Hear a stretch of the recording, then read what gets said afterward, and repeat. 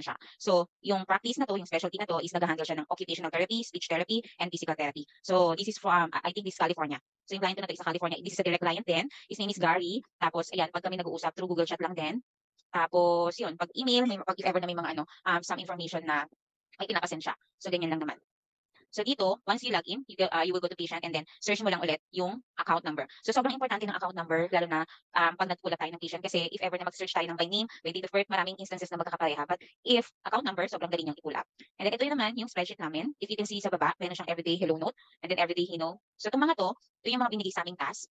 Ito kung makita niyo, follow up honey. So ito yung pinaka-task ko. So, yan, hindi naman 'to binigyan niya ako ng 500 claims pero hindi ko naman 'to tinatapos ng buong, isang araw. So sometimes mga 50, 40, so gano'n lang naman tayo, easy-easy lang.